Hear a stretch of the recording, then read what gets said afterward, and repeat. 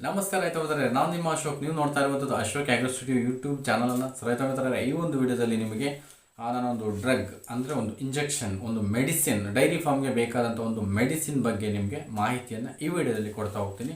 So ಖಂಡಿತ ತುಂಬ important ಅಂತಂದರೆ ಮೆಡಿಸಿನ್ ಎಲ್ಲರಿಗೂ ಬೇಕಾಗಿರ್ತಕ್ಕಂಥದ್ದು. ಸೊ ಈ ಒಂದು ಮೆಡಿಸಿನ್ ಮಾಹಿತಿ ಪ್ರತಿಯೊಬ್ಬ ಡೈರಿ ಫಾರ್ಮರ್ಸ್ಗೂ ಅದರ ಮಾಹಿತಿ ಬೇಕು. ಸೊ ಅದನ್ನು ನೀವು ಅಂದರೆ ನೀವು ಹಾಕದೇ ಇರಬಹುದು, ಅಂದರೆ ಅದನ್ನು ನೀವು ಬಳಸದೇ ಇರ್ಬೋದು, ಬಟ್ ಅದರ ಮಾಹಿತಿ ಅವಶ್ಯಕತೆ ನಿಮಗಂತೂ ಬೇಕಾಗಿರುತ್ತೆ. ಕಂಪಲ್ಸರಿ ಪ್ರತಿ ಡೈರಿ ಫಾರ್ಮರ್ಸು ಎಲ್ಲ ಡ್ರಗ್ಸ್ ಬಗ್ಗೆಯೂ ತಿಳ್ಕೊಳ್ಳೋದು ನಿಮ್ಮ ಒಂದು ಕರ್ತವ್ಯ. ಖಂಡಿತ ತಿಳ್ಕೊಳ್ಳಿ. ಅದರ ಒಂದು ಮಾಹಿತಿಯನ್ನು ತಿಳಿಸ್ತಾ ಹೋಗ್ತೀನಿ. ಯಾವ ಟೈಮಲ್ಲಿ ಹೇಗೆ ಯೂಸ್ ಆಗುತ್ತೆ ನಮ್ಮ ಡೈರಿ ಫಾರ್ಮರ್ಸ್ಗೆ ಅನ್ನೋದನ್ನು ಈ ಒಂದು ವಿಡಿಯೋದಲ್ಲಿ ಹೇಳ್ತೀನಿ.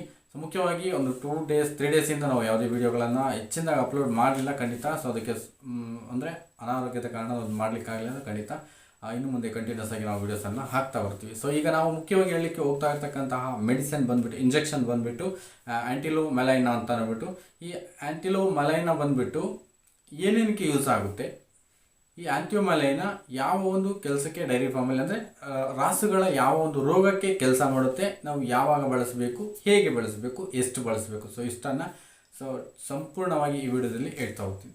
ಆ್ಯಂಟಿಲೋಮಲೈನಾ ಇಂಜೆಕ್ಷನ್ ಬಂದ್ಬಿಟ್ಟು ನಿಮ್ಗೆ ಒಂದು 50 ml ಬಾಟ್ಲ್ ಬರುತ್ತೆ. ಸೊ ನೀವು ನೋಡ್ತಾ ಇದ್ದೀರಲ್ಲ, ಒಂದು 50 ml ಬಾಟಲಲ್ಲಿ ಸಿಗ್ತಕ್ಕಂಥದ್ದು ಇಂಜೆಕ್ಷನ್ನು. ಸೊ ಇದರ ಒಂದು ರೇಟ್ MRP ಬಂದು ನಿಮಗೆ 381 ರೂಪೀಸ್ MRP ಇರುತ್ತೆ. ಸೊ ಕಾಸ್ಟ್ಲಿಯೆಸ್ಟ್ ಮೆಡಿಸಿನ್, ಸ್ವಲ್ಪ ಅಂದರೆ ನೋಡಿಕೊಂಡ್ರೆ ಸ್ವಲ್ಪ ಹೆಚ್ಚಿನ ಒಂದು ದರದ ಮೆಡಿಸಿನ್ ಅಂತ ಅನ್ಕೋಬೋದು. ಅಂದರೆ ಬೇರೆಯವ್ರು ಕಂಪೇರ್ ಮಾಡ್ಕೊಂಡ್ರಲ್ಲ ಒಂದು ಸ್ವಲ್ಪ, ಈಗ ಒಂದು ಬೇರೆಯವರು ಇದು ಮಾಡಿಕೊಂಡ್ರೆ ಸ್ವಲ್ಪ ಕಾಸ್ಟ್ಲಿನೇ ಇದು. ಸೊ ಬಟ್ ಅದು ಮುಖ್ಯವಾಗಿ ಬೇಕಾಗಿರ್ತಕ್ಕಂಥದ್ದು. ಎಲ್ಲಿ ಇದನ್ನು ಹೆಚ್ಚಿನದಾಗಿ ಯೂಸ್ ಮಾಡ್ತೀವಿ ರಾಸುಗಳಲ್ಲಿ, ಮುಖ್ಯವಾಗಿ ನಾನು ಏನಕ್ಕೆ ಇಲ್ಲಿ ಹಸುಗಳು ಮತ್ತು ಎಮ್ಮೆಗಳಿಗೂ ಮತ್ತು ಕುರಿ ಮೇಕೆಗಳಿಗೆ ನಾವು ಇದನ್ನು ಯೂಸ್ ಮಾಡಬಾರ್ದು. ಸೊ ಖಂಡಿತ ಯಾರಾದರೂ ಈ ಥರ ನಾನು ಏನಾದರೂ ನೆಕ್ಸ್ಟ್ ಹೇಳ್ತೀನಲ್ವ ಯಾವ ರೋಗಕ್ಕೆ ಅಂತ, ಆ ಒಂದು ಪರಿಸ್ಥಿತಿ ಏನಾದರೂ ಕುರಿ ಮೇಕೆಗಳಲ್ಲಿ ಬಂದಿದ್ದರೆ ಖಂಡಿತ ಇದನ್ನು ಬಳಸಬೇಡಿ. ಹಾಗೆಯೇ ನೀವು ರಾಸುಗಳಲ್ಲಿ ಒಂದು ಇನ್ ಕೇಸ್ ಪ್ರೆಗ್ನೆಂಟ್ ಇತ್ತು ಅಂತ ಅಂದರೆ, ನಮ್ಮ ಒಂದು ರಾಸುಗಳು ಪ್ರೆಗ್ನೆಂಟ್ ಇದ್ದಾಗಲೂ ಸಹ ಇಂಥ ರೋಗಗಳು ಬಳಸ್ಬೋದು. ಅಂದರೆ ಪ್ರೆಗ್ನೆಂಟ್ ಇದ್ದಾಗಲೂ ಸೇಫ್. ಓಕೆ, ಮುಖ್ಯವಾಗಿ ನಾನು ಏನೇನು ಬಳಸ್ಬೇಕು ಅನ್ನೋದನ್ನ ಫಸ್ಟ್ ಹೇಳ್ತಾ ಹೋಗ್ತೀನಿ.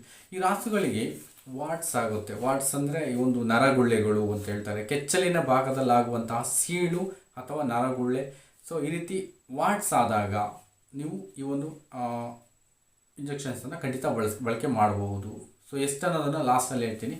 ಹಾಗೆಯೇ ಈ ವಾಟ್ಸ್ ಜೊತೆಗೆ ಮತ್ತು ಮುಖ್ಯ ಇನ್ನೇನೇನಕ್ಕೆ ಬಳಕೆ ಮಾಡ್ಕೋಬೋದು ಅಂತ ಅಂದರೆ, ಈ ಆ್ಯಂಟಿಲೋಮಲೈನಾವನ್ನು ಈ ಒಂದು ಟ್ಯೂಮರ್ಸ್ ಆಗುತ್ತೆ, ಅಂದರೆ ಒಂದು ದೇಹದ ಒಂದು ಮಾರ್ಪಾಡುಗಳಿಂದಾಗಿ ಉಂಟಾಗುವಂತಹ ಅಥವಾ ಪರಾವಲಂಬಿ ಜೀವಿಗಳ ಒಂದು ಕಚ್ಚುವಿಕೆಯಿಂದ ರಾಸುಗಳಲ್ಲಿ ಈ ಒಂದು ಟ್ಯೂಮರ್ಸ್ ಉಂಟಾಗುತ್ತೆ. ಸೊ ನೀವು ಪಕ್ಕದಲ್ಲಿ ನೋಡ್ತಾ ಇದ್ದೀರಾ. ಸೊ ಈ ರೀತಿ ಟ್ಯೂಮರ್ಗಳಾದಾಗ ಖಂಡಿತ ಈ ಒಂದು ಆ್ಯಂಟಿಲೋಮಲೈನಾ ಇಂಜೆಕ್ಷನ್ ಖಂಡಿತ ನಿಮಗೆ ಸೂಪರಾಗಿ ಕೆಲಸ ಮಾಡುತ್ತೆ.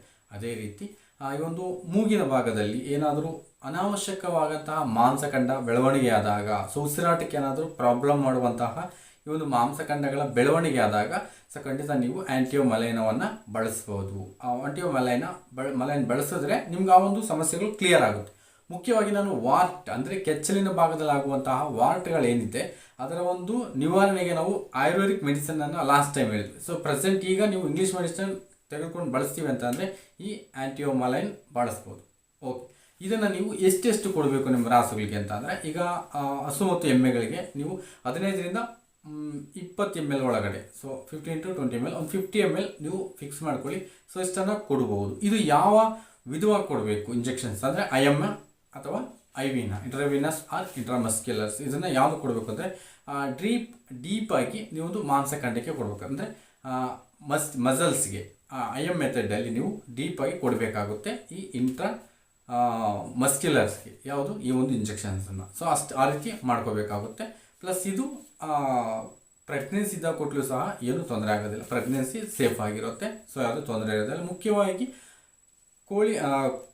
ಪೌಲ್ಟ್ರಿ ಮತ್ತು ಕುರಿ ಮೇಕೆಗಳಲ್ಲಿ, ಸೊ ಇವುಗಳಲ್ಲಿ ಈ ಇಂಜೆಕ್ಷನ್ಸ್ ಬಳಸೋದನ್ನು ಖಂಡಿತ ಅವಾಯ್ಡ್ ಮಾಡಬೇಕು. ಸೊ ಅವುಗಳಿಗೆ ಇದು ಖಂಡಿತ ಇದು ಮಾಡೋದಿಲ್ಲ, ಸ್ವಲ್ಪ ತೊಂದರೆಯನ್ನು ಉಂಟು ಮಾಡ್ತಕ್ಕಂಥದ್ದು. ಸೊ ಅದನ್ನು MRP ಹೇಳಿದ್ದೀನಿ ನಿಮಗೆ 15 ml.